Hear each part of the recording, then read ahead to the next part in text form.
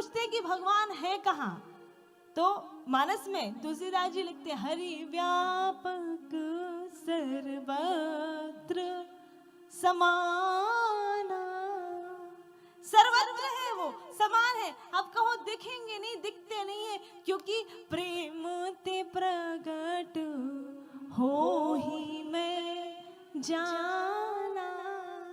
आपके पास वो नेत्र नहीं है, आपने प्रेम के नेत्रों से नहीं देखा। यदि आप सबको प्रेम के नेत्रों से देखना प्रारंभ कर दे, यदि आप इस संसार को प्रेम भरे नेत्रों से, भाव के नेत्रों से देखना प्रारंभ करें, तो जगत में जहां देखेंगे वहीं उन परमात्मा का अंश ही आपको नजर आएगा। लेकिन हमारे पास वो नेत्र ही नहीं, हम देखते ही नहीं, हम बस ढूंढते रह जाते कि भगवान है कहाँ, है कहाँ। विदुर जी सोचते हैं सबके भीतर भगवान व्याप्त हैं। आज दुर्योधन के भीतर जो परमात्मा व्याप्त है ना, वो भगवान मुझसे कह रहे हैं कि मैं इस सभा से निकल जाऊं, मैं कौरवों के कुसंग से छूट जाऊं। और हकीकत में प्रभु ये चाह रहे थे कि विदुर जी पहले निकले, फिर मैं कौरवों का नाश करूं। क्यों? क्योंकि ध्यान दीजिएगा, ये एक संत की महिमा है। यदि एक संत को हो जाता है ना कहीं भी, और उसकी छत्र छाया में कितने से भी कितना बड़ा पापी क्यों ना रह रहा हो, लेकिन यदि एक संत की छत्र छाया उस व्यक्ति के ऊपर है, तो भगवान भी उसका कुछ नहीं बिगाड़ पाते। ये संत की महिमा है, ये संत का महत्व है। छत्र छाया में यदि कोई है तो भगवान भी चाह के कुछ नहीं बिगाड़ पाते। आप देखो मानस में भी, आप देखो जब तक विभीषण के साथ, रावण के साथ विभीषण थे, ध्यान दीजिएगा, रावण के साथ जब तक विभीषण जैसे परम संत थे, तब तक मेरे राघव ने रावण का कुछ नहीं बिगाड़ा। लेकिन जिस दिन रावण ने भरी सभा में विभीषण को अपमानित करके बाहर निकाला, तत्क्षण मेरे प्रभु ने रावण का नाश तय कर दिया। ठीक वैसे ही अभी तक मेरे गोविंद ने कौरवों का नाश तय नहीं किया था, लेकिन जैसे ही आज भरी सभा में दुर्योधन ने विदुर जी जैसे संत को अपमानित किया, आज मेरे गोविंद ने कौरवों का नाश तय कर दिया कि अब नाश निश्चित है। और पहले विदुर जी को निकाला, क्योंकि विदुर जी रहते तो चाह के भी कुछ नहीं बिगाड़ पाते। इसलिए भगवान चाह रहे थे कि विदुर जी निकले, और भगवान संकेत दे रहे थे। विदुर जी समझिए कि आज नारायण ही मुझसे कह रहे हैं दुर्योधन के रूप में कि मैं यहाँ से निकल जाऊं।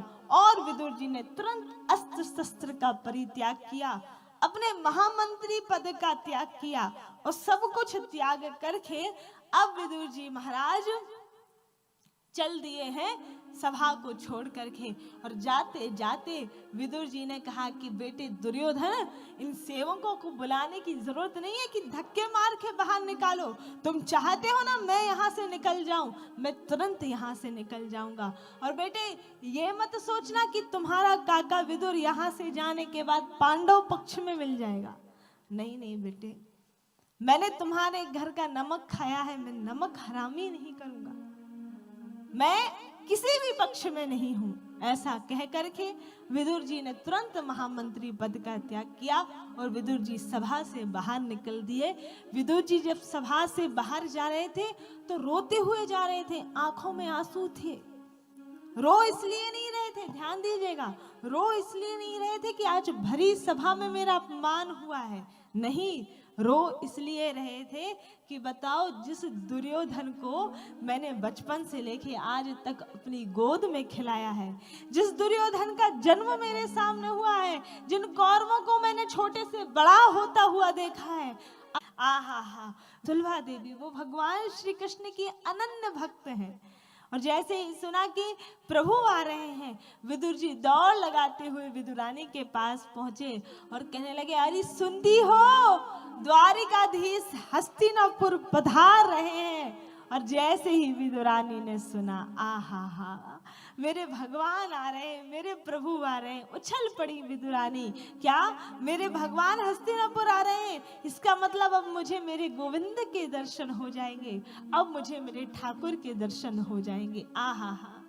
लेकिन इतनी भीड़ भाड़ आएगी, क्या प्रभु हमारी ओर एक नजर देखेंगे? क्योंकि भगवान हस्तिनापुर आ रहे तो सभी उनके दर्शन करने के लिए जाएंगे। इतनी सारी भीड़ भाड़ में क्या भगवान हमारी ओर देखेंगे? अच्छा आप तो महामंत्री हैं ना, महामंत्री हैं तो हम तो पास से दर्शन कर पाएंगे, आप हमें उनके पास ले जाएंगे। कहा नहीं देवी क्षमा करना, अभी वो पद छोड़ के आया हूँ।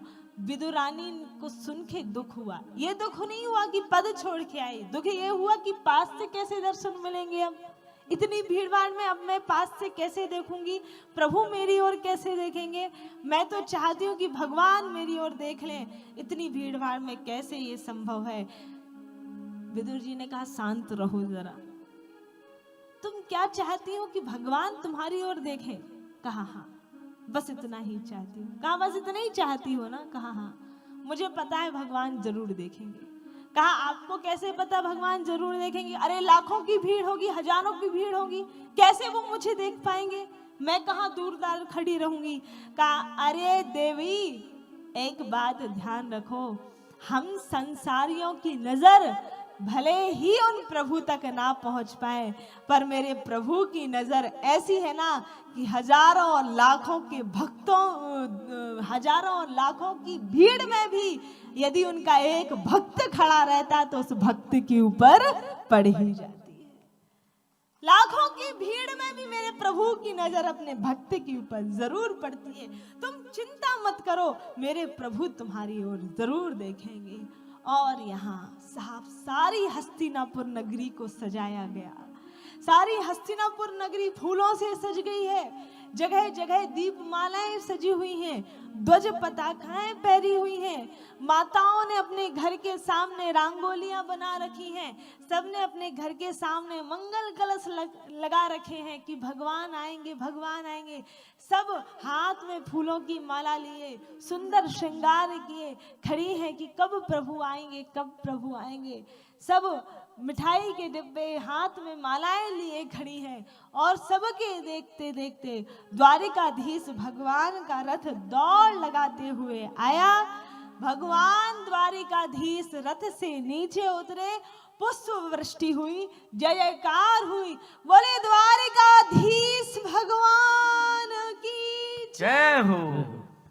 द्वारिकाधीश प्रभु आए, माताओं ने मंगल गान करना प्रारंभ किया क्योंकि भगवान आए हैं, भगवान का स्वागत कर रही है और सुंदर प्रभु लग रहे हैं। तो सभी देख के कहती है भगवान को क्या कि सांवली सूरत पे मोहन दिल दीवाना।